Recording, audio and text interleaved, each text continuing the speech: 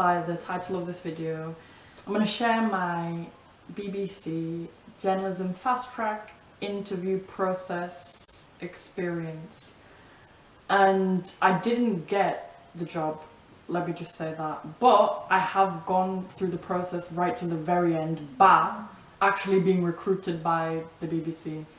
So I have experience of what it's been like going through that, so I just wanted to share it because I know there's so many people who will be nervous, and it's a popular program, so there'll be people who, you know, want to do that. And yeah, I've got stuff printed because I tried to use technology. Technology was not on my side. I was going to screen record and take you through like a lecturer, a professor, an educated girl boss through a PowerPoint. That didn't happen, unfortunately, so I printed out the PowerPoint.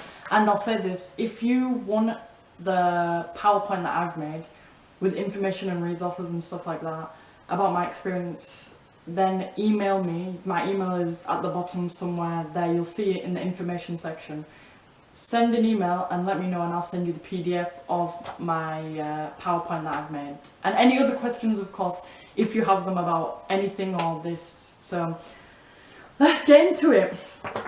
So I'm just looking down because I genuinely, I had to print everything off. Seriously, I had to print everything off. Like, it's a joke, but I had to print everything off. So the schemes that are available, there's a journalism advanced apprenticeship and there's a journalism fast track. The advanced one, I think, is more appropriate, kind of targeted, not targeted, but like it's more for people who are graduates. So you finished uni and you're looking to get onto there. And the one that I applied for, the fast track, is more for people from like, you're starting from like ground zero, right? You're starting from the very bottom, right? In terms of foundations, you're a newbie. I'll put it like that. You have experience, obviously, and you've done extra things, but you get what I'm saying, right? And as I've said in my PowerPoint, there's all sorts of apprenticeships, and you'll find that when you go into the section for journalism apprenticeships on the BBC website. But also have a look at those other apprenticeships. You might think that journalism is the way you want to go, but that might not necessarily be where you want to go with things. It might just be only, you might want to do journalism, but it might be the only thing you've thought about. And it helps when you have a wide range of things to think about. So the process, I'm just going to show because, yeah, look at it. This is literally, I had to print it out. I couldn't screen record. The audio wasn't working. It was just dramatic. If you hear noise, it's my family downstairs, and it's kind of annoying because the walls are thin and so is life. So I'm just going to put it briefly. I printed out, I don't know what I did, I just printed out my whole application to check through things before I sent it. And so now I've literally got a printed version of my application that I basically have everything. So basically, I'll say like step one, or the first part of this entire process is like a standard application. So you'll get, so like education history, contact details, things of that nature. And I've kind of separated into, there's like a mini task within the application, and then there's also the, let me see, there's also a video question. The only reason why I separated, they're all part of like the first part of the application process, but because it's not just inputting your contact details and stuff like that, like for any other job application, it's kind of like very specific to the BBC application. I wanted to just emphasize these parts within the first part of the application. So you have the standard part, as I said, your education history, contact details, blah blah blah, and then within that there's a mini task, and it's like a question for you to answer. So if I go back and I see what I actually had, so it'll basically be like a mini task. I don't want to like say I don't know how much I can say to be honest. I don't know, but I will say that it is gonna test your abilities. It'll just be basically related to journalism. Just think of it that way, like any mini task they ask you, they're going to be related to the role. So be prepared and really think about things, as critically evaluate things, evaluate yourself, when you like evaluation, creativity, like all of that kind of stuff. So then the video question task. So what I did, I remember, because it was in this room, this is my bedroom, I remember I sat on my sister's desk and sat on my sister's desk. I sat at my sister's desk, and the video question task, basically there were 2 questions, and you could record yourself again and again and again, and then as long as you submitted your answers before the deadline, you were good to go. So I would suggest, once you do it the first time, right? You go through your first run through. You know the questions, you've seen the questions, right? So what I would do is basically write the questions down and give a formulated answer of what you want to say, right? For each question, and then kind of go over it and over it. What also will help is that, this is what helped me, is that doing that and then doing bullet points, so I can remember what I want to say and what the kind of thing that I want to talk about. Because it's easy to panic, but you don't have to panic. You really don't have to panic. Just, you know the questions, write down, and then when you're ready, do your takes and then submit it when you're ready, the 2 video things. So I'm not sure if they want to continue with you, you'll get a situational judgment test. So basically, this, by the way, does not need to be done. If you don't get through let's say in 2023, you don't get through and you're kicked out of the first stage. Well, the next time that you apply for the apprenticeship or whatever job, that situational judgment test will always be there. You don't have to do it again. So yeah, so basically I'll put it this way: you can research the situational judgment tests all over. You'll find, I haven't got resources for this, but I've got places like About Media. They'll have something about situational judgment. So it's basically like, what would you do in this situation, in this specific workplace, aka the BBC. And you receive, when you finish it, you get a feedback report, and I'm holding mine right now. And it tells you your strengths and weaknesses. So your top strengths, it was really like more of a strength, and your weakness. So I think the best thing is you can practice how to do them, but also just, I mean, you can practice how to do them, but I answered it as if I literally was in the workplace. I see that as the best way to do it. As much as you can prepare, I gave my honest answers of what I would do in the workplace. I mean, I guess it's finding that balance of preparing, a situational judgment. What would you do? But remember this, that you might think they're looking for a certain kind of person, but not. They've kind of got a pick of amazing talent. You just don't know. You don't know. So seeing who. Anyways, that's the next part that I was going to talk about, because I get carried away with my words, so sorry. So you might have to wait a while. You're waiting. So now you've done the situational judgment test. You've got your result of that. You're waiting, and you're like, okay. Bide your time. Like, let's say 1 month goes past, and then you get the call for an interview. Congratulations to you. You have now got an interview for this apprenticeship at the BBC. So what are they going to ask you? This is a part, as I said before, I have separated the interview stage includes this video assessment, right? But to make it clear, I'm separating it by things that require your creative input, not things that are passive, like typing in your phone number, I'm trying to emphasize and highlight parts of the application that will require you to go and do something, film something, create something, right? Because they're quite unique to the BBC apprenticeship. So basically it's a video. What I got was, I don't know if it's just for this year, I don't know how it works, but there was like a video assessment. So I have here the instructions. I printed it, I literally downloaded everything. Like when I was going through the motions, I did not want to like leave or forget anything. so there'll be basically a brief for the video. I'm not sure if this is going to change next year. I don't know how this goes. I haven't been through the ringer of, I've not had multiple interviews for a BBC apprenticeship, so I don't know how this would go. But I'll say this, we're at stage, let's say, after the situational judgment, I said month passed, and boom, they invite you for interview stage. So a key part is the video assessment, as I said. There'll be a brief, and this literally, you'll get sent, this thing I'm holding here, you'll get sent something like this. If it is, this is what they're going to do, I don't know about that. But then you will see the brief, and then you create a video to fit that brief.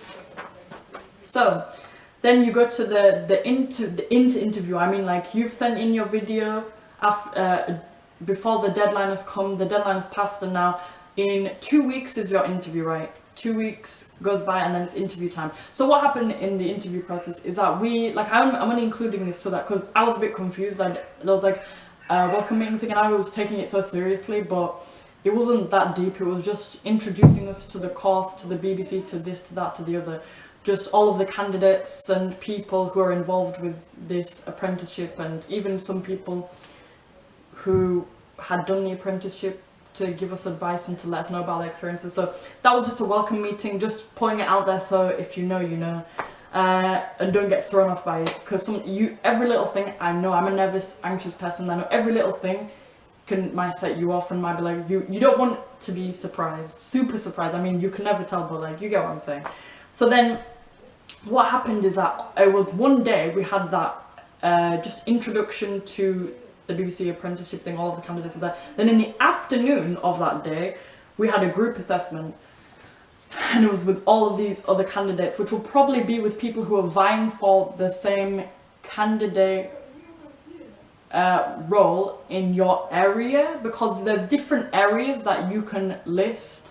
There's different areas, and in the first part of the application, the first very part, as I mentioned before, where you put your contact details, it will ask you to name your preference of area, and for me, I named Hull.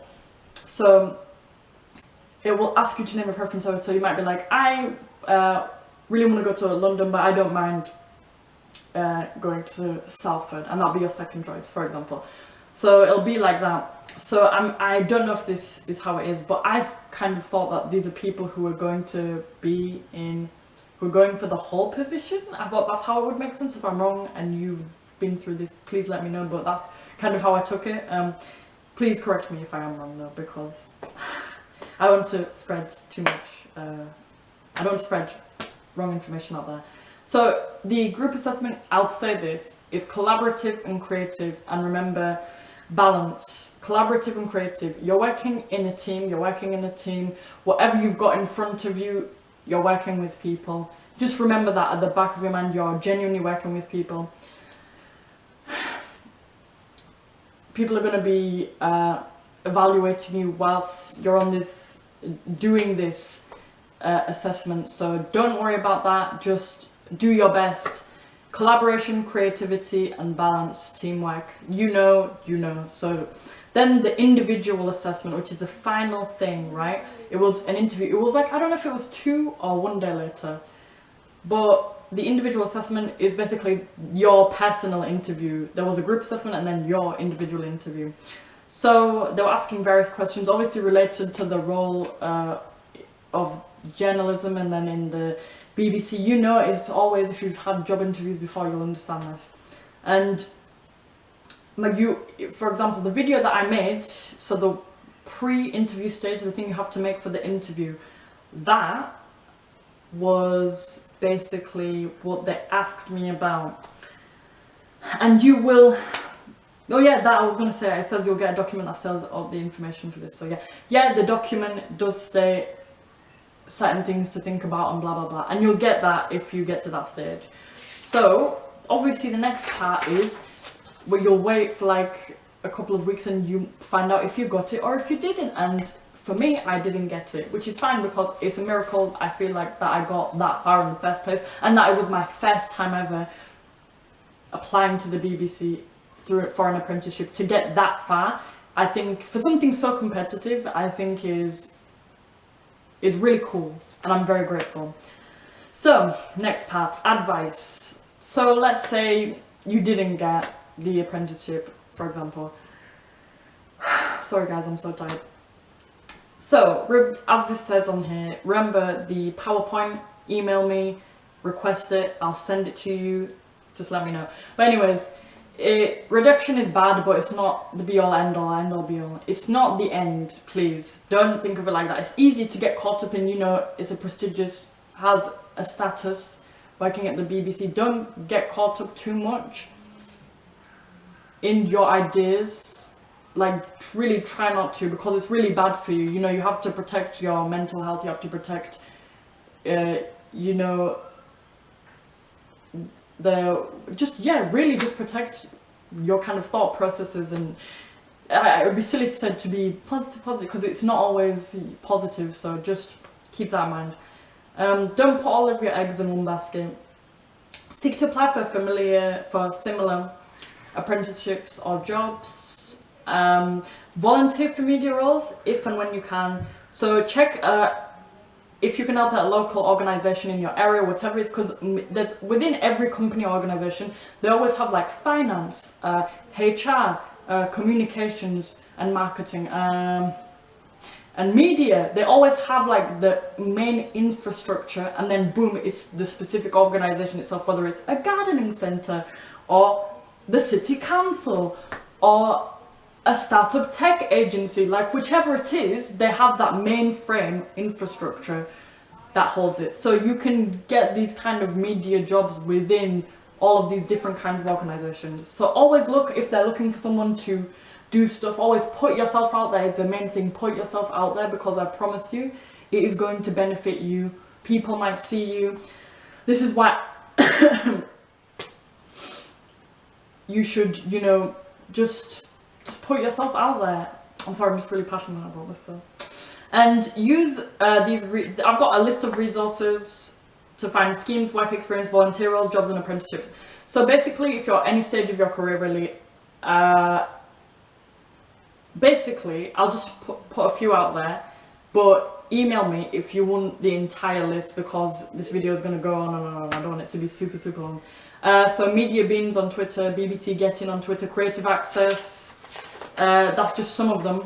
There's some others, and just let me know. As I said, I'll send it to you. And I think, what is this, the last thing?